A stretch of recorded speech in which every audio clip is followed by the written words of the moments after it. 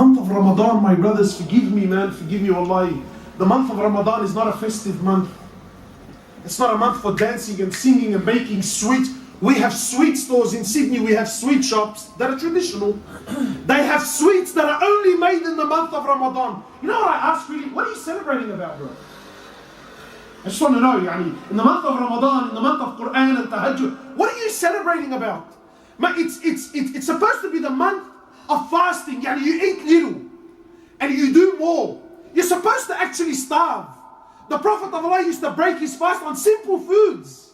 But look at our lives. You wait all day for the what? For the iftar. Your wife and your family have been in the kitchen for 5-6 hours, and God forbid the food isn't right. God forbid the flavor isn't right. God forbid it has to be the right temperature. Then we sit down like monsters. Wallahi, like monsters. Sometimes there's 4, 5, 6 different dishes. 6 different dishes on the sufra. And we see here, people of Syria. Wallahi, please, bro, stop lying. You and I couldn't give a rat's ass about the people of Syria. We talk, but your life proves that you and I couldn't care less. People are dying, people are starving. Habibi, who cares? Me, it's about me and my nafs and my luxury and my satisfaction. You sit down on a sufra that can feed 15, 20 people there. You say, is that all you made for food today? Anyway, forget that. So you sit down on a sufra, right? You eat enough food, you can't move. You can't move. You come to the salah, you can barely breathe. Brother, can you tell me where do they pray 8 rak'at? Why, brother? Why aren't you doing 20? And then Allahu Akbar, all the ulama and the fuqaha of the ummah now. Brother, it's not sunnah. Habibi, forget sunnah for concepts. If I am, imagine I'm looking for concessions in the month of Ramadan. Why? Because the reality is really, you and I don't care about salah. Plus I'm physically nowhere near fit to stand there and pray 20 rak'at, bro. Everyone's looking for the turbo imam. You guys have this issue here? The boys, we text each other, who's the quickest imam? Wait, in and out, bro. I want to sit there in the masjid, bro. Are you serious, man? In and out, brother.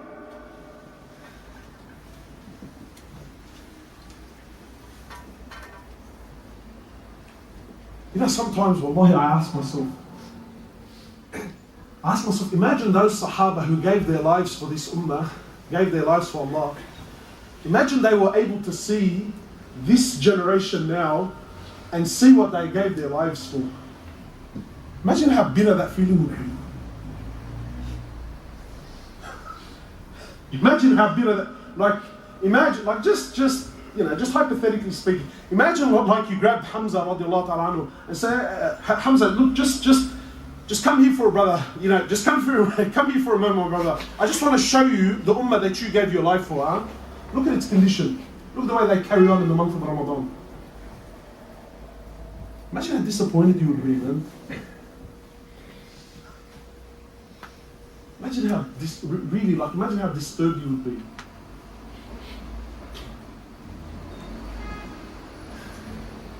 And wallahi, my brothers, what I'm sharing with you, it's not like, sometimes I tell brothers, brother, go hard, don't waste your time, get off your phone, it's about Quran. And sometimes, I know, brother, but I get motivated for a couple of days, but for 30 days, Habibi, 30 days, wallahi, 30 days, they fly, bro, they fly.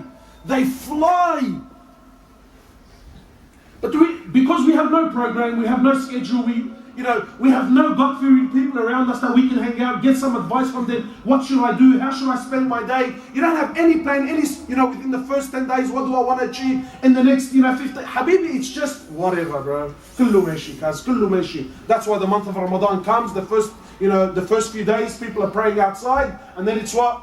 Gone. No one to be seen. It's like Allah doesn't exist anymore. It's like that the Quran all of a sudden has vanished off the shelves, right? Everyone is gone. Where are we now? Now we're in shisha bars, we're hanging out, we're going for drugs. Yeah. Halal, brother. Enjoy. I'm not saying it's haram. I don't want anyone leaving saying, hey, Hoblos said this is haram. No. Enjoy, inshallah. Have fun with it, bro. Right? Oh, the whole month. The month where the doors of Jannah are open, the gates of hellfire are closed, Allah's mercy is there every single night. Did you know this? Every single night in the month of Ramadan, Allah subhanahu wa ta'ala looks down upon this ummah and He handpicks a group of people and says, you, hellfire has been made haram on you permanently. And where are you and I?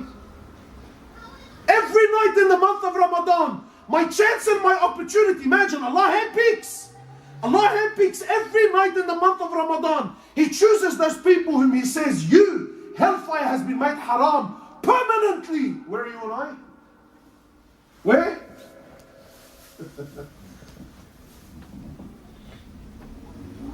We're having fun, man. I'm going to this restaurant and that restaurant and this bar and that bar and this cafe and that cafe. Like the month of Ramadan is this big, it's like this big party.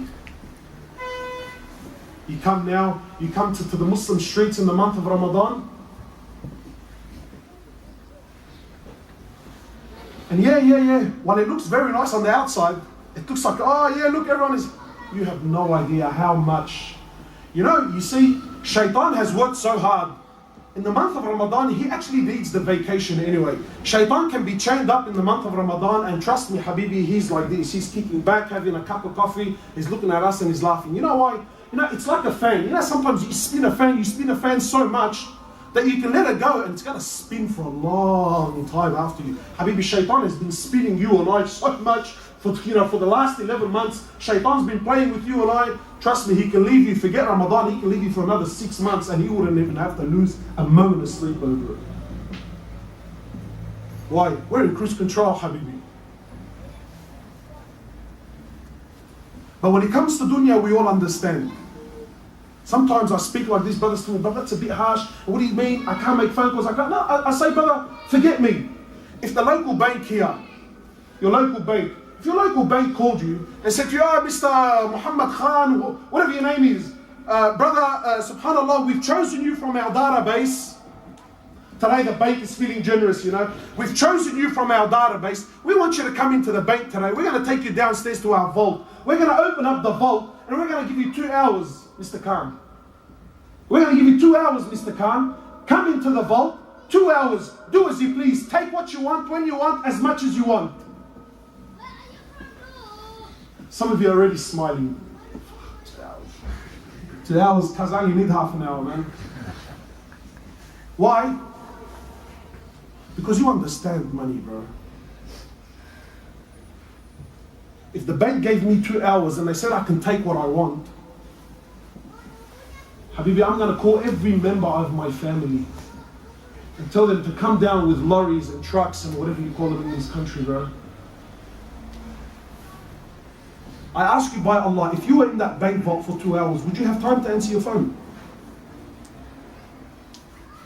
Maybe I'm nuts. Help me out, honestly. Would you have time to answer the phone? So why being extreme for, man? Just a phone call, bro. Answer the phone. If the bank gave you 2 hours, 2 hours, bro, far out. 2 hours, plenty of time. It's a vault.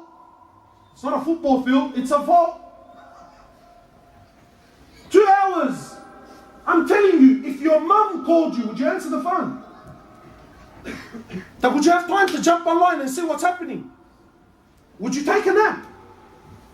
Would you sit down to have a meal? But I don't understand. For money you give up all, but for Allah you won't do it. For money, you got no time for no one, no time for your kids. I'm sure here we all agree. In those 2 hours, I don't want to see my wife, my kids, nothing, right? We all agree. That for this we understand. In the month of Ramadan, forget the vaults. Allah says the gates of paradise are open. And the gates of Jahannam are closed. Ask me whatever you want. Where's the Ummah? Where are we?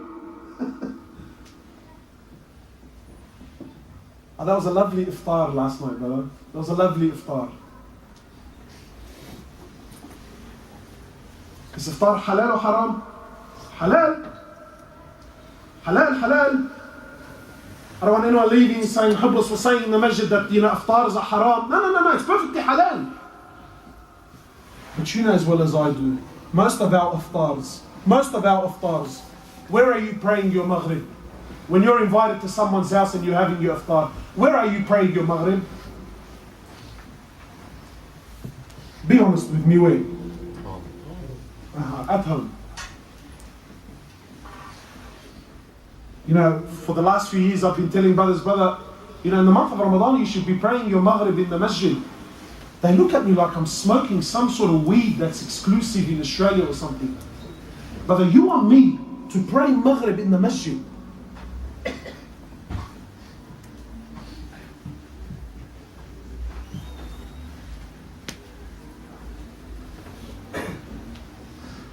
Yes, my brother.